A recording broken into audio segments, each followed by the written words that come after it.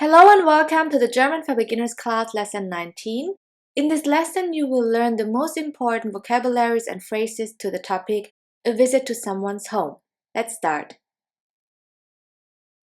The first phrase is please come in. In German we would say in an informal way bitte komm rein, bitte komm rein, and in a formal way bitte kommen Sie rein. Bitte kommen Sie rein. Here we have the verb to come in, reinkommen. Bitte komm rein. Bitte kommen Sie rein. Let's start with the first question. Can I help you? In a formal way we would ask, kann ich Ihnen helfen? And in an informal way, kann ich dir helfen? Here we have the verb to help, helfen, which is irregular. So, can I help you? Kann ich Ihnen helfen? Kann ich dir helfen? Now let's have a closer look at the verb to help, helfen. I help, ich helfe. You help, du hilfst.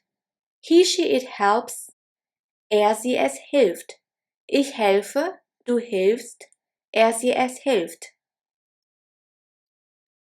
We help, wir helfen. You help, ihr helft, and they help, sie helfen. Wir helfen, ihr helft, sie helfen. Let's continue with the second question. Can I offer you something? Kann ich Ihnen etwas anbieten? Or kann ich dir etwas anbieten? Etwas can be translated as something, and here we have the verb anbieten, which can be translated as to offer. This verb is irregular. Can I offer you something? In a formal way, kann ich Ihnen etwas anbieten? In an informal way, kann ich dir etwas anbieten? The answer here is yes, please, I'd like. Ja, bitte, ich möchte. Ja, bitte, ich möchte. Or no, thank you. Nein, danke. Nein, danke. Ja, bitte, ich möchte. Nein, danke. The next phrase is please help yourself. In a formal way we would say bitte bedienen Sie sich. Bitte bedienen Sie sich. In an informal way, bitte bedient dich. Bitte bedient dich. Here we have the verb to help oneself, which is sich bedienen. Sich bedienen. Bitte bedienen Sie sich. Bitte bedient dich. Now let's continue with some vocabularies. Cutlery in German is das Besteck. Das Besteck. We have the spoon or spoons. In German der Löffel. Der Löffel. Here the singular and plural forms are the same. Die Löffel. Fork or forks. Die Gabel. Die Gabeln. Knife or knives. Das Messer. Das Messer. Also here the singular and plural forms are the same. Die Messer. Der Löffel, die Gabel, die Gabeln, das Messer. Let's continue with teaspoon. Der Teelöffel. Der Teelöffel. Also here the singular and plural forms are the same. Die Teelöffel. Chopstick. Die Stäbchen. Die Stäbchen. The same case here, the singular and plural forms are the same. Glass or glasses. Das Glas, die Gläser. Der Teelöffel, die Stäbchen, das Glas, die Gläser. Plate or plates. Der Teller. Der Teller. Also here the singular and plural forms are the same. Bottle or bottles. Die Flasche, die Flaschen. And bowl or bowls. Die Schüssel, die Schüsseln. Der Teller, die Teller. die Flasche, die Flaschen, die Schüssel, die Schüsseln.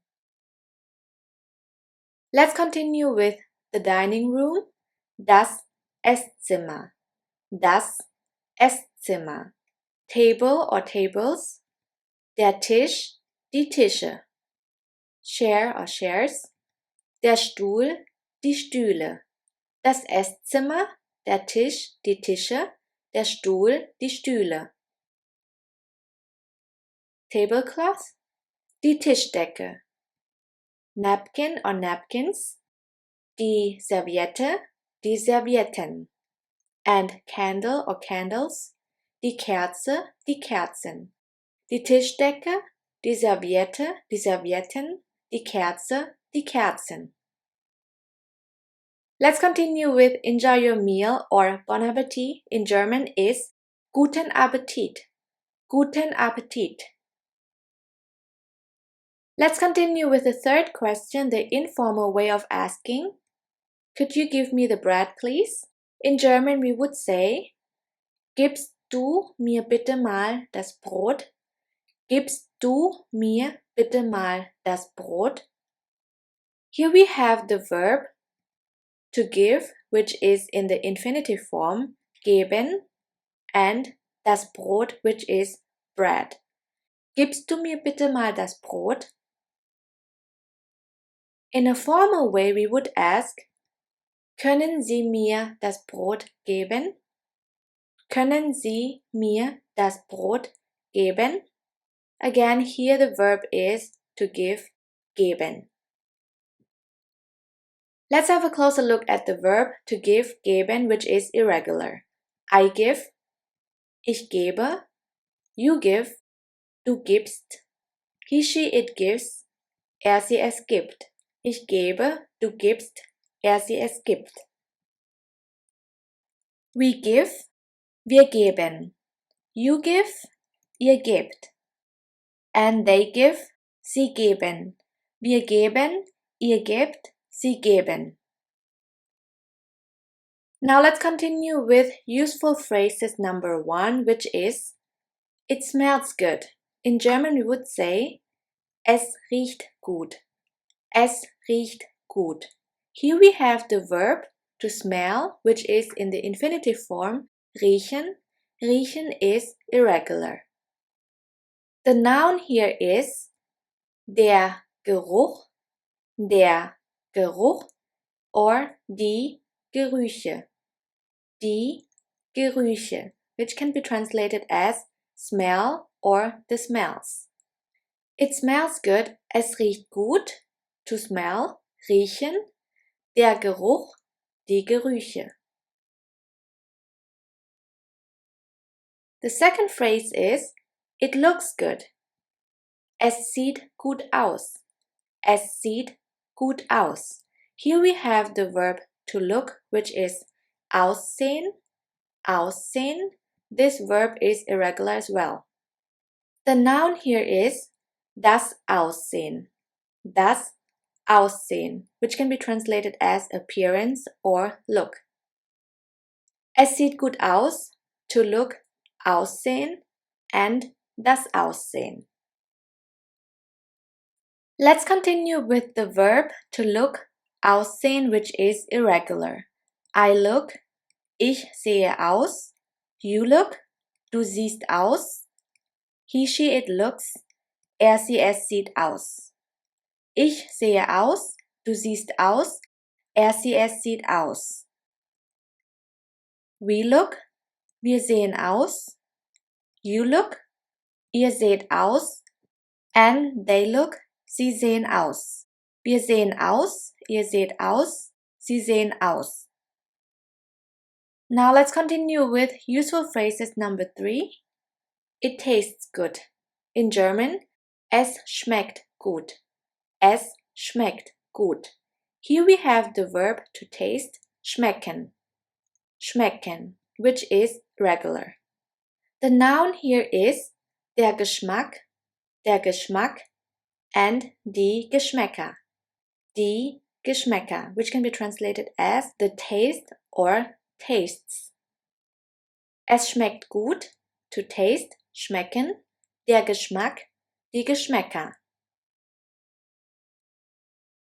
As already mentioned before, if you want to say that something tastes good, then you would use the verb schmecken. But if you want to ask, can I taste it? Then you would rather say, darf ich es kosten? Or darf ich es probieren? These verbs can also be translated as to taste and are regular. Darf ich es kosten? Darf ich es probieren? This was lesson 19 with the topic A Visit to Someone's Home. I will see you in the next lesson where you will learn how to describe where you live.